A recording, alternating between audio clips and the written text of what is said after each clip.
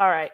I'm live and I'm working on this video, but I'm just going to do what I need to do right now. And I will make a video about this.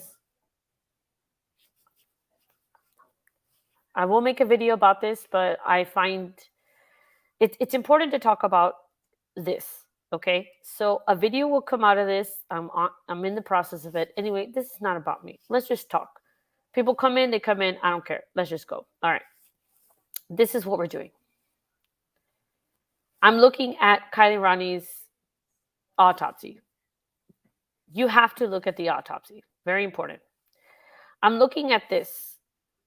I'm not a medical person. I need to stop saying I because okay. Okay, anyway.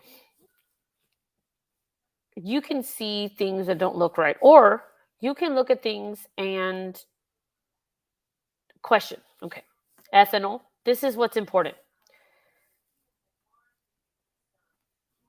Ethanol 88 milligrams, how it's measured, units, milligram over 100, RPT limit, reported limit, everything taken by the liver. Okay.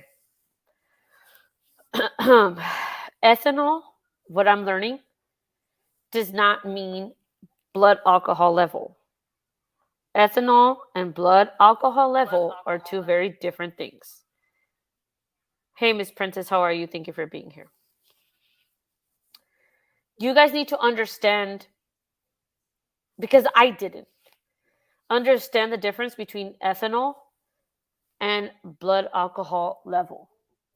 Yeah, RPT limit is report limit is the lowest amount this lab can reliably report for that parameter. Can reliably report for that parameter. Okay, so these numbers are not law. The labs have to have a safeguard. We can only test to this limit. You know, they have to kind of save their own butts, right? Hey, Miss Divine, Mrs. G, how are you doing? Ethanol and BAC are two different things. Ethanol is created in the body after you have passed. It's like fermentation. Ethanol is created after, it's like aging, right? So liquor is created from things that are aged. Wine is created from old grapes, right? There's a fermentation process. So the ethanol level here is a result of how long this body was deceased. Does that make sense? It does not mean how much alcohol was in her system. It describes, if I may state it just plainly, how long she has been dead. So go and do some, like, look it up, because I haven't looked it up in this way. How much does a body, how much ethanol over days after a body has been deceased? Okay, so when people say there was no blood in her body or alcohol in her body, because the ethanol level doesn't match how much she was allegedly drinking. Ethanol has nothing to do with you drinking. Ethanol is just how long your body has been fermenting. Your body naturally creates ethanol. Okay? Okay. I just wanted to put that out there. Again, and then now it's taken by the liver. Okay, BAC, blood alcohol content, is either taken from your blood, or if you are pulled over for driving under the influence, you can do a breathalyzer situation. But but accuracy regarding blood alcohol level, it needs to be taken from the blood. Here, ethanol taken, everything is liver tissue. In my opinion, I feel like the body was cremated and they kept liver and maybe some organs for further testing, in my opinion. But we'll get into that later. Huh? What? Hold on. Just wanted to put it out there, okay? Okay. And now, again, you see ethanol twice, right? Result is 88 here, and then down here it's just confirmed. Reported, what they can report is 80, and then down here it's 40. Both taken by the liver tissue. Analysis by GC. Okay.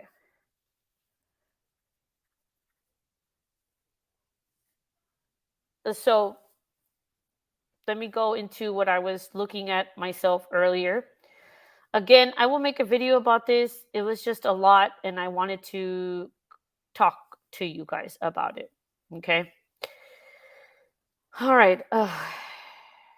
Okay. This is from the National Library of Medicine. Okay, hold on. National Library of Medicine. Interpreting results of ethanol analysis in post-mortem specimens. Okay. I've read through this whole thing. Listen to this. The possibility of alcohol being produced in the body after death via microbial contamination and fermentation is a reoccurring issue in routine casework. So just for those people that think we're crazy, oh, her autopsy says she was drunk, so let it go. No, it doesn't. It does not say she was drunk. I'm looking at an article from Med Inc. And it tells you, again, we were talking about fermentation. Contamination fermentation is a recurring issue in routine casework. If ethanol remains unabsorbed in the stomach at the time of death, this raises the possibility of continued local diffusion into surrounding tissues and central blood after death. Boom. Look, did we not talk about a fight? We talked about a fight. Skull trauma often renders a person unconscious for several hours before death, during which time the BAC continues to decrease owing to metabolism in the liver. Under these circumstances, blood from an intracerebral or subdural clot is a useful specimen for determination of ethanol. But in Kiely's autopsy, they did not look into her blood for BAC. They just went into the liver. Okay? Under these circumstances, blood from an... Okay, I already did that. The relationship between blood and urine ethanol concentrations has been extensively investigated in autopsy specimens, and the urine blood concentration ratio might give a clue about the stage of alcohol absorption and distribution at the time of death. What happens to your body when you die, when there's alcohol in it, matters. How your body dies while you're drinking matters. So I need to do more research, but I am on a mission to prove that when Kiely died, she was not as drunk as people say. Not because of the ethanol levels, but by how her body absorbed the alcohol. Does that make sense? Owing to extensive abdominal trauma in aviation disasters, okay, Interpretation of BAC in autopsy specimens from the pilot and crew is highly contentious, and great care is needed to reach valid conclusions. Okay? Less common autopsy specimens submitted for analysis include bile, bone marrow, brain, testicle, muscle tissue, liver, synovial, and cerebrospinal fluids. I don't know. I'm not a less common autopsy specimens submitted, including liver. Now, the people that I'm going to stop sharing my screen on this. The people that reviewed Kiely's autopsy are Headspace GC. Okay? I went to Headspace GC because I wanted to know who this company was. Okay, let's go. There are these people. This is the lab that studied Kiely's liver. Okay? I'm not going to read chat because I'm trying to stay focused here. Okay. Collecting samples for forensic testing. Okay. NMS Labs collection and shipping kits are designed for the collection and transport of blood, urine, and hair specimens in a manner which ensures chain of custody and preservation of specimen integrity. Okay.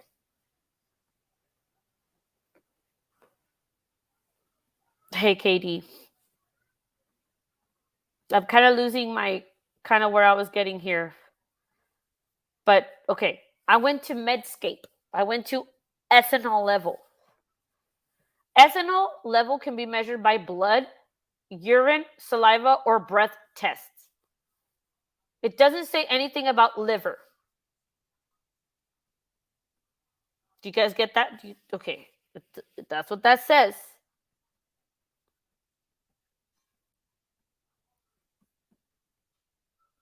Ethanol level was taken by liver tissue. Okay.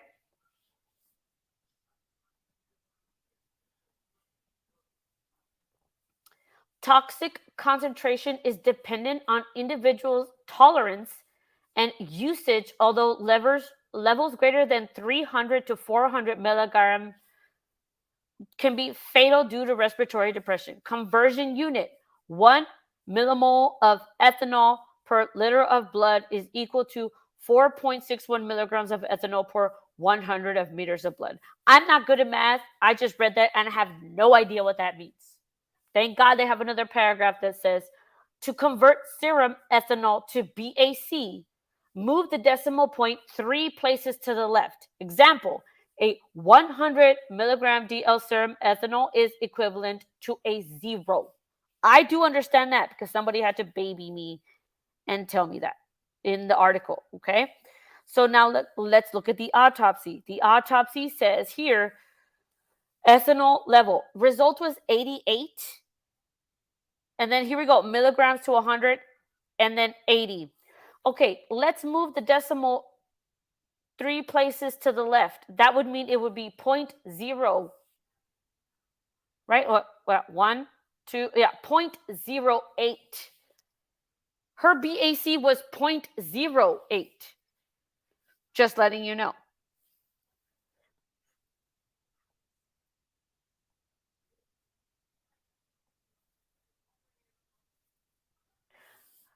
Reading this autopsy, you can decide, you can really kind of figure out how long she was in the water. Ethanol, liver tissue, is the central nervous system to present and can cause effects such as impaired adjustment. Yes, we know.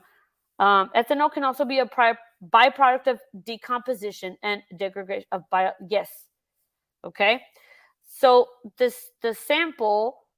This is why I told you I have not got into the autopsy, but once I focus on something, I'm gonna I'm going to go. Specimen source 002, NMS Labs generated homogenized tissue sample.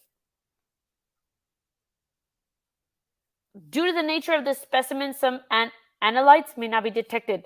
This autopsy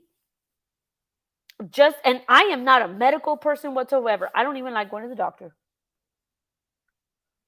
But reading, research, this autopsy, it does not reflect the story of her driving into the water. And so I know a lot of us know this. I know many of us have done the research. A lot of creators have done the research. I've just never seen it presented in the way that makes sense to me because I am not as smart as everybody else. So I need to do it for myself. Okay?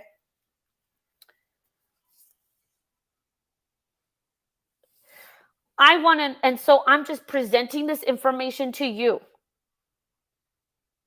So you can do more, because I don't know what this means. I'm not sitting here telling you I know how long the body was in the water. I'm just saying that the ethanol level can tell you if you're good at math and you're a medicine person, or just someone that's just good at, like, you know,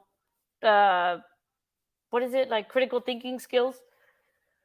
Take this information. How long was she in the water? The autopsy will tell you.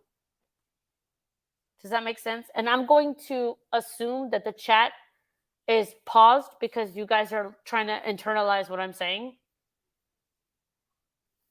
Because I feel like I don't know if what I'm saying makes sense.